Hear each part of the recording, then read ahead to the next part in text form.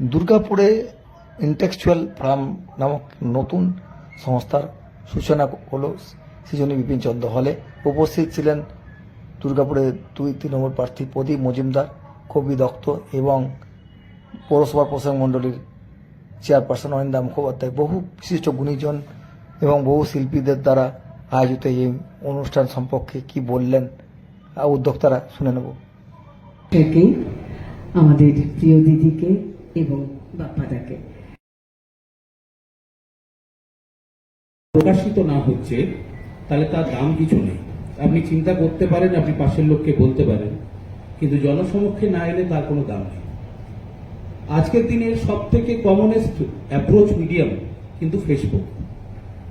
আমি মাননীয় ব্যক্তিবর্গের কাছে চাইব যে এই ফোরামের একটি পেজ থাকুক, ফেসবুকে চলুক, ইউটিউবে চলুক, যেখানে এখান থেকে সবাই তাদের কন্ট্রিবিউশনস করবে, সেটা যে কোনো বিভাগেই হতে পারে, এবং সরকারিভাবে তাকে কিছুটি সংরক্ষণ দেওয়া হবে। এতে ফোরামও গ্রো করবে, নিজেদের মধ্যে চিন্তাভাবনার আদান প্রদান হবে এবং আমরা আরও সাধারণ মানুষের কাছে ছড়িয়ে পড়তে পারব। এই বিনীত অনুরোধ আমার থাকবে। ধন্যবাদ।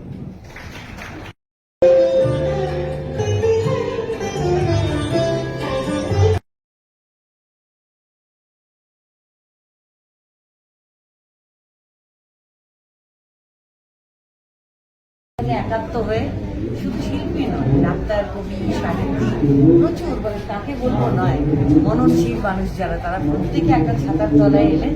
আমরা সবাই মিলে প্রথম সভাটা করলাম এবং কিছু ভালো ভালো সাজেশন আজকে পাওয়া গেল। আমাদের 2 প্রার্থীও এসেছিলেন, আমাদের দুর্গাপুর পূর্ব এবং পশ্চিমের প্রার্থী মাননীয় শ্রী প্রদীপ মজুমদার এবং মাননীয় শ্রী কবি দত্ত। তারা এসে সকলের সাথে মিলিত হলেন, সকলের মধ্যে কথার আদান প্রদান হল।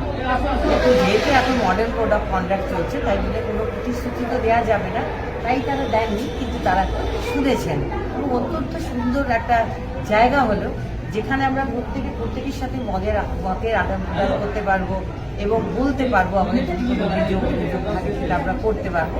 আমরা আশা করছি পরবর্তীকালে যিনি বিধানসভায় যান না কেন আমাদের প্রতিনিধি হয়ে, তিনি আমাদের বিশেষ করে দুর্গাপুরের এই শিল্পী মহলের কথা তুলে ধরবেন সেখানে। যারা সমাজকর্মী, যারা মনে করুন এই ছোটদের গান বাজনা কবিতা রিসাইটেশন এগুলো শেখাচ্ছেন, এরা একটা জিনিস অন্তত করছেন। আজকে আমাদের দুর্গাপুরের comparatively in comparison to other places আমাদের দেখবেন যে আমাদের ক্রাইম কিন্তু অন অ্যান অ্যাভারেজ একটু কম। এর কমের সবচেয়ে বড় কারণ হচ্ছে এই সমস্ত বাচ্চাগুলো তারা বিভিন্ন এই সামাজিক অ্যাক্টিভিটির সঙ্গে যুক্ত হয়ে আছে এবং সেই কারণে যতই সামাজিক অ্যাক্টিভিটিসের সঙ্গে যুক্ত হবে সে তাদের দেখা যাবে তাদের ইন্টেনশন অফ ক্রাইম সেটা অটোমেটিক্যালি কমে যাবে। তো দুর্গাপুরের আমাদের কালচারে কোথাও দেখা যায় না যে একটা মেয়েদের স্কুলের সামনে এক গাদা ছেলে পেলে তাদের টিজ করছে দিস অ্যান্ড দ্যাট। তাদের সেই মানসিকতা তৈরি হয় না, একটা সুস্থ সামাজিক মানসিকতা। এইভাবে তারাও কিন্তু প্রচুর কন্ট্রিবিউট করছেন সমাজে। এই নানা রকম এই ফোরামের মূল উদ্দেশ্যটা কি? এই ফোরামের মূল উদ্দেশ্য আমাদের একটা প্ল্যাটফর্ম, যে প্ল্যাটফর্মে আমাদের তো অনেক কিছু চাহিদা আছে এবং আমাদের সত্যি দেখতে পাচ্ছি যে আমাদের বিগত দিনে এডিডিএ বলুন, মন্ত্রীমশাই বলুন, আমাদের ডিএমসি বলুন, অনেক কিছু কাজ করছেন, সামাজিক একটা দারুণ উত্থান হয়েছে। কিন্তু আমাদের যে চাই, আমরা কি চাই সেটা যদি না জানা যায়, তাদেরকেও যদি আমরা না জানাতে পারি, তাহলে তারা সেটার সমাধান করবেন কি করে? তাদের মনে করছেন, সাপোজ মনে করুন আমার একটা জুতো লাগবে, আপনি আমার ডেভেলপমেন্ট করতে চান, আমাকে একটা জামা কিনে দিলেন নতুন, আমার একটু প্রাপ্তি হলো, কিন্তু আমার প্রাপ্তিটা দরকারটা ছিল কিন্তু জুতোটার। আমি যদি আপনাকে না বলি যে আমার জুতো লাগবে একটা, আপনি কি করে জানবেন? তো এই যে এই ইন্টারাকশনসটা করবার জন্য আমাদের একটা প্ল্যাটফর্ম দরকার এবং আপাতত খুব অল্প সময়ের মধ্যে এটা গঠন হয়েছে।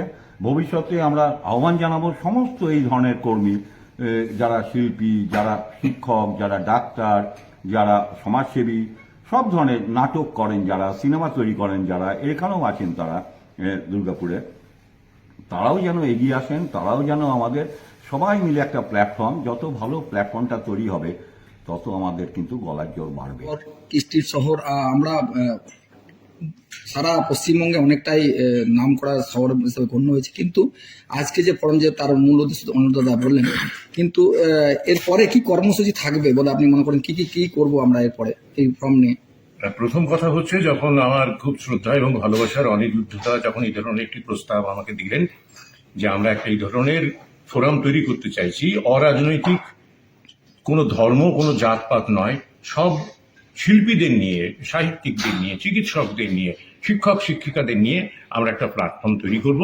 এবং আমাদের মূল উদ্দেশ্য হবে যে আমাদের চাহিদা, যারা চাহিদাগুলো পূরণ করতে পারবেন তাদের কাছে তুলে ধরা।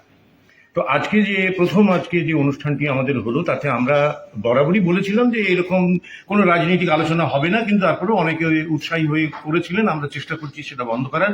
ভবিষ্যতে আমাদের উদ্দেশ্য একটাই হবে যে আরো যারা এই ধরনের খোলামেলা মনস্ক রয়েছেন, শিল্প নিয়ে থাকেন, সাহিত্য নিয়ে থাকেন, চিকিৎসা নিয়ে থাকেন, নিজেদের জগতে স্বক্ষেত্রে যারা প্রতিষ্ঠিত, তারা খোলা মনে আসবেন আমাদের সঙ্গে এবং তাদের যে চাহিদাগুলো রয়েছে সেই চাহিদাগুলো আমাদেরকে জানাবেন। আমরা যথাযোগ্য স্থানে সেই চাহিদাগুলো পৌঁছে দেব, কিংবা আবারও আমরা এই ধরনের অনুষ্ঠান করে যারা সেটা পূরণ করতে পারবেন তাদেরকে নিয়ে আসবো এবং তাদের সঙ্গে সরাসরি আলোচনার একটা ব্যাপারে আমরা থাকবো। বহু সৃজনশীল মানুষ আজ আসেননি, তাদের কাছে কি বার্তা দেবেন? তারাও কি আসতে পারবে? সৃজনশীল মানুষ আসেননি, তার অনেকগুলো কারণ তারা জানিয়েছেন। কেউ হয়তো দুর্গাপুরের বাইরে আছেন, কেউ শরীর খারাপ, এই ধরনেরগুলো জানিয়েছেন আমাদের। তো তাদেরকে একটাই কথা বলবো যে তারা থাকলে তো আমরা আরো সমৃদ্ধ হতাম, আরো ভালো লাগতো আমাদের। তাদের অভাবটা আমরা অনুভূত করেছি, কিন্তু চেষ্টা করবেন। তারা বলছি যে একটু আগের যে অনুষ্ঠানগুলো আমরা করব সেখানে যেন তারা উপস্থিত থাকতে পারেন, নিশ্চয়ই সেই চেষ্টাটা করবেন। সেটা তাদের পক্ষেও ভালো, আমাদের পক্ষেও ভালো, প্রত্যেকের। কি নাম? আমার নাম প্রসূন চট্টোপাধ্যায়।